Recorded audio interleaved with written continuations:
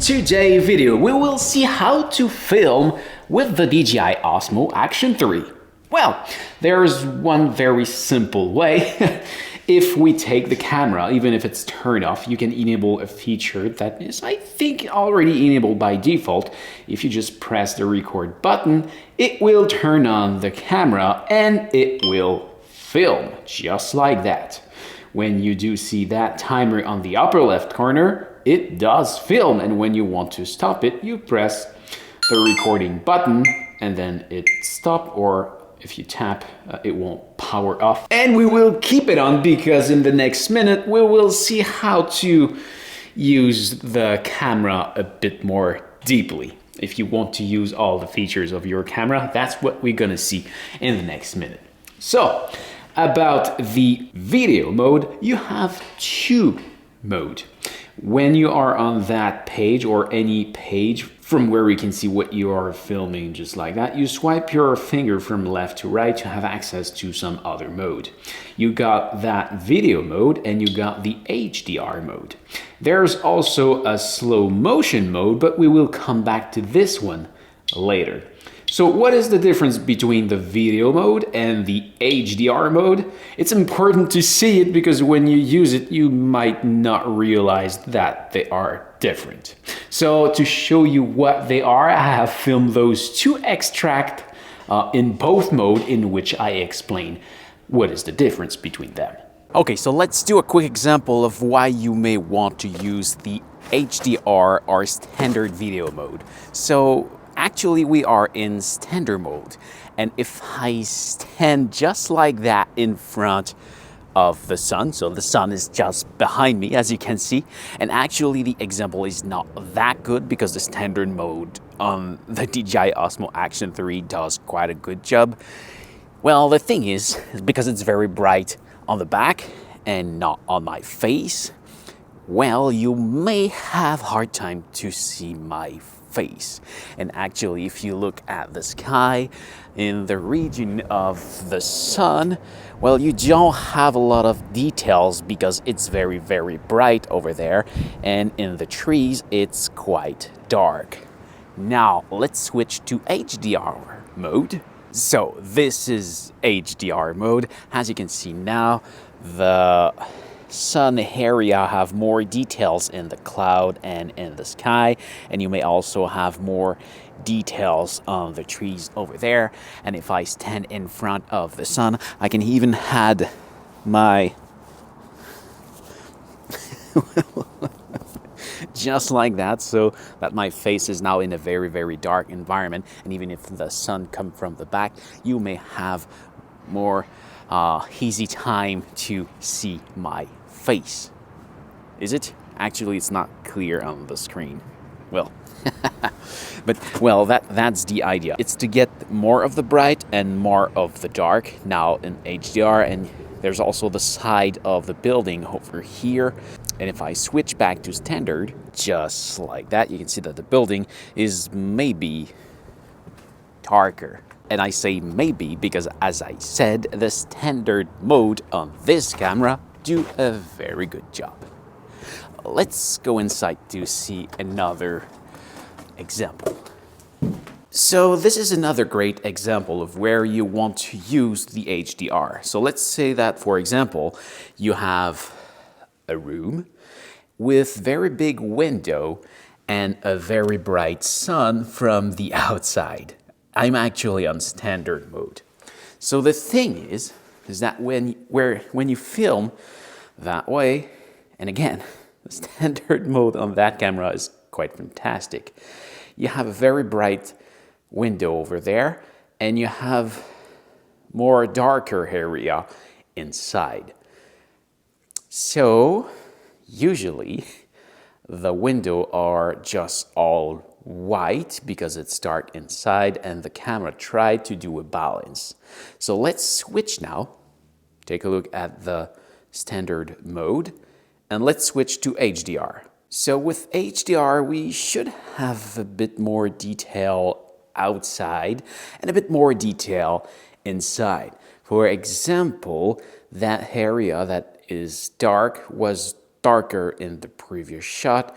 And if you look at in the office or the bedroom over here, it was darker. So we should have more detail outside and also inside. We are back to standard. As you can see, there is less detail over here and less detail over here, and probably also on the brick wall and a bit everywhere. But as you have seen, well, the standard mode is quite good and it's not as bad as I explain it. You can see my face quite well, and if we take a look at the HDR1, you can see that it creates some weird artifact that kind of make the image look a bit artificial. The HDR was interesting on the sky, as you could see more of the cloud and the deepness of the sky. But when we were looking at the window inside, there was that weird stuff going on. So I think it's safe to say that it's useful for landscape, but don't overuse it. Personally, I almost never use it, but still, sometime I do. Now, let's explore our first menu. So this will happen just right here. You have that menu on the right with 2 bar and 2 points. You hit that one. You make sure that you are on the Pro mode. However, you won't have so much option. So enable Pro mode. And here we will go into exposure. Into this one, in what mode am I? Let's go in video. There's more option into video. Oh, there we are. So if we go into exposure, here we can see that we are on auto mode, but we have semi-auto settings. So this is the ISO. So actually you can see that it will go between 100 and 12,800, but I can say that, well, if I think this one is too grainy, I prefer to have a darker image, but less grainy. The ISO is the quantity of electricity that pass into your sensor. So the more electricity you have passing into your sensor, it makes the image more bright.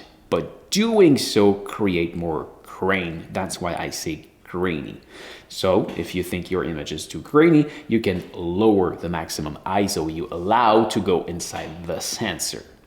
But yes, it limits the brightness in dark environment. On the left, you've got the EV, that's the exposure value, if I'm not wrong.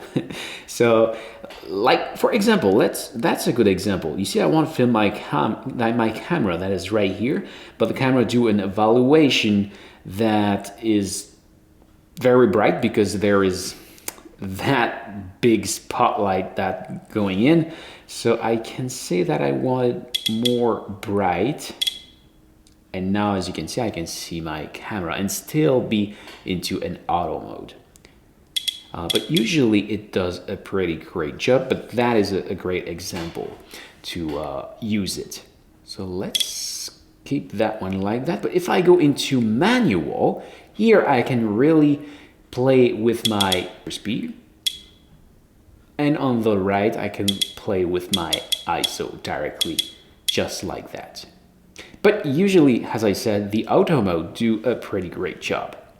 Then, oh, be careful when you play with that. I realized that sometimes the image that you can see on the screen is darker than what it records. So just be careful to don't go too bright and burn your image. Next one. So let's see. Okay, let's keep it on auto. And then we've got the white balance. So same principle. It's on auto white balance. I think it does a pretty good job pretty much all the time. But if you really want to pick something manual and be sure that the camera doesn't change at a moment you don't want it to change, you can go into manual and set the temperature cooler or hotter. Just like that. Actually, if I misclick something, it's not because the touchscreen doesn't go so well. It goes very well. It's because I'm looking at my screen into my camera screen, and it's complicated.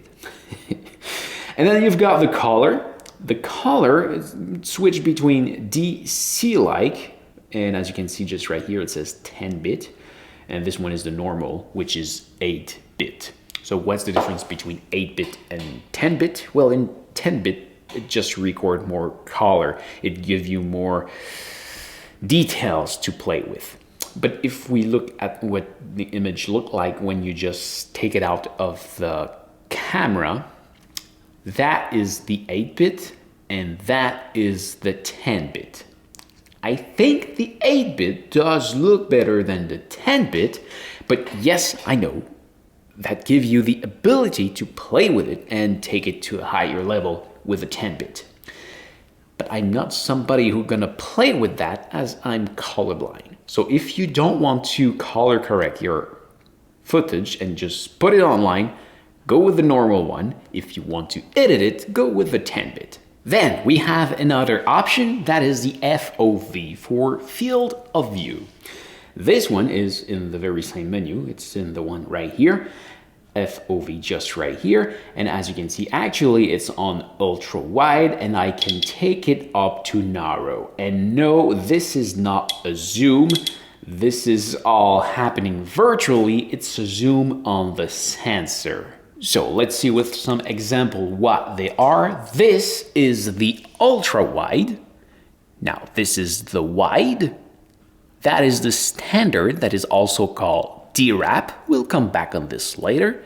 And this is the narrow. Personally, I use almost all the time the standard DRAP mode because the narrow is too narrow, and the wide mode and the ultra wide mode create that weird stuff, those waves inside the image that look terrible. For sure, it's good in some situation, but it looks weird. You can observe it into those examples where I move from left to right and you will see those. So this is the ultra wide. This is the wide. That is the standard DRAP mode. And this is the narrow one. Now be careful if you have your camera in hand and are into the very same menu and you don't see wide or ultra wide. This is because of your stabilization setting. And let's talk about those stabilization settings. The thing with the stabilization is that it's also virtual. So let me pick something. Okay, so let's say that this is your sensor. And this is the part of the sensor where your camera takes the image. So for doing the stabilization, if the camera moves, it will stabilize it just this way. It will change the part of the sensor that the camera uses to record the image. So that is your stabilization. So the reason why you may not have the ultra wide or the wide option available is because you cannot use the whole sensor if you want to do that stabilization. And every stabilization, when you increase inside the menu, so if we take a look at here, well, that's where the stabilization here, you have to swipe up your finger from the very bottom, just like that. You go into steady, and then you move to Rocksteady Plus, and you see it kind of zoom in inside the sensor. This is because it needs to zoom in more, because the more you move to the right, well, the more it is stabilized. And let me show you how much it can zoom in. So in this example, I will start with the wide. You will see it will zoom further and further more, and up to a point, I don't know by heart which one it is, but it will switch to standard because it's not able to support wide anymore. So what we see right now is the widest mode available. This is the super wide unstabilized. And we now had a bit of stabilization with Rocksteady. As you can see, we are still in super wide, but it's not as wide as the super wide unstabilized. If we go in Rocksteady Plus, we still zoom in a little bit. We have now reached horizon balancing. From here, the widest we have is standard, but as you can see, it is as wide as the previous super wide. And this is the highest level of stabilization. This is horizon steady, still in standard. And just to show you how much we have zoomed in to get there, this is the super wide unstabilized. But still, it's crazy what it can do. So I have filmed myself just right here inside a mirror, shaking the camera just like that so you can see how much I do shake it. You will see that my head hacked a little bit weird because it's close to the camera. Usually if you do that on a landscape or something much farther away, that looks way much better. But look at the background, see how much it's stabilized. It's kind of incredible. So this is without stabilization. This is with Rocksteady. This is with Rocksteady Plus. This is with Horizon Balance. This one is quite incredible as you can tilt up to 45 degrees. That is incredible, but not as much as Horizon Steady. With this one you can literally flip the camera and the image will still be level. That is insane. And now let's move to the resolution. So, well, let's go back here. That's still in that same menu. So we swipe up and the resolution are just right here. You've got 1080p, which is HD. Then we have 2.7K and we've got 4K. That are the four resolutions that are available. And you will see that there are those 4:3 and 16:9. What are they? So 16:9 is what you can see just right now. It's landscape mode, it's more rectangle. And when you go on 4:3, it's like in the old time, it's more squeezy, it's more square. That's the 4:3. Whew. But let's keep talking about that resolution, HD, 2.7K or 4K. I think that today, HD 1080p is over. I film everything in 4K since many years. But I think that is quite useless to film in 4K on a camera this small because the sensor is so tiny that I don't see any difference between 2.7K and 4K, except the size of the file. So try it for yourself. Personally, I don't see any difference. Well, this is 4K and this is 2.7K. Did you see it? I don't. So I film everything in 2.7K, just like that. 2.7K 16:9. And then under it, you've got the frame rate. Well, there's a debate on that one. The more standard one are 24, 25, or 30 frames per second. If you want to know my opinion, I don't care. I film everything in 30 frames per second because what is very important is that when you pick one, stick to it. Because when you do your video editing, you have to choose if you edit in 24, 25, 30, 60, or whatever. You have to pick one and keep with it. Because if you mix all that, you're gonna have those weird movement because it will have to skip an image or use twice the same image to fill it. And you have to keep with the same frame rate. Now, you will have those guys who will tell you that, well, 24 frames per second is the film look, and I film like that because it's better. And when you try to understand why it's better, the only thing you can hear, it's because it's the film look. Why it's better? Because it's the film look. Okay, but why? Because it's the film look. So, pick what you want. I really don't care. Then you've got some other option. We pass to 48, 50, and 60.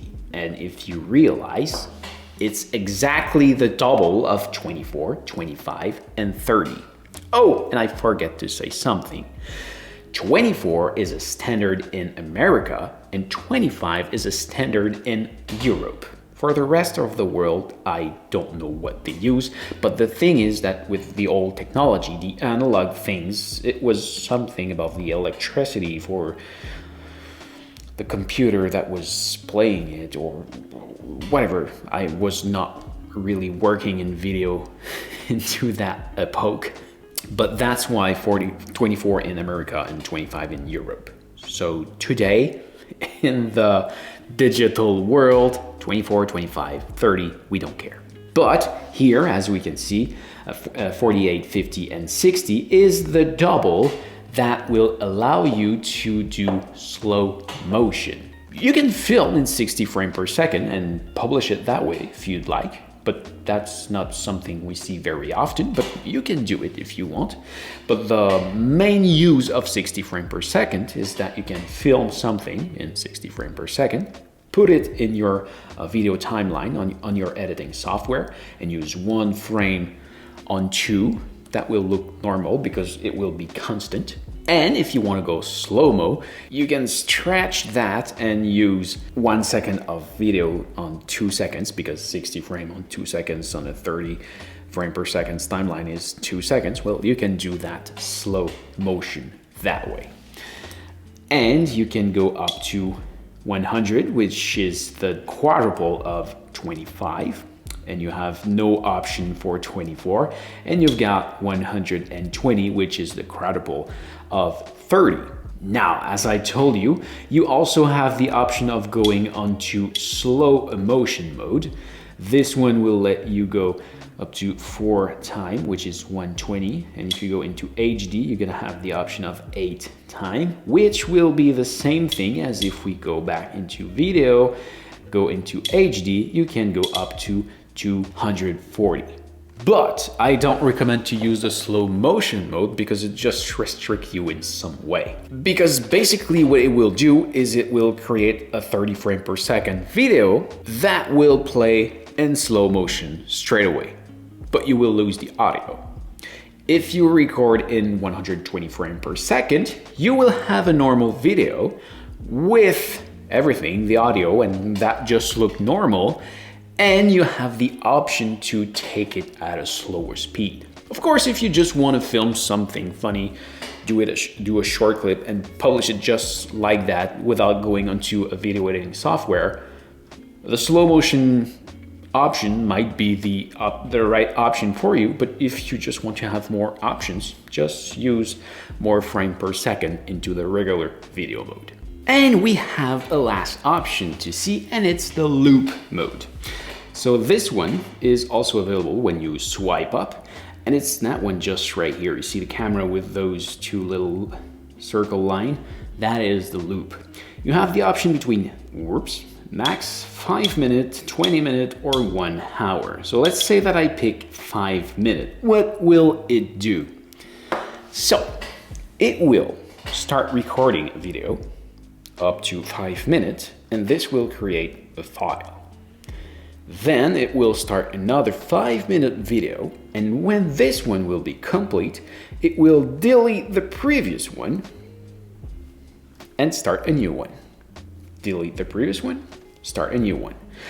So, for example, if you record for 12 minutes, you will have recorded a file that will have been deleted. Then you will have another 5-minute file and 2 minutes until you stop. So you will have 1 file of 5 minutes plus 2 minutes. The use for this is, let's say for example, you want to record a thunderstorm and you want that lighting. You place your camera, you wait, and after 30 minutes, you got your lighting and then you stop. You don't have a 30-minute footage, you just have the last few minutes on which it will be more easier to find your lightning. I believe, but I never try it, that the max mode will fool your memory card and then delete the oldest file. So this is the loop mode. So I think we've done the tour of all those options in filming mode on your DJI Osmo Action 3. So I hope you enjoy. Go create something great, and I hope to see you in another video. See ya.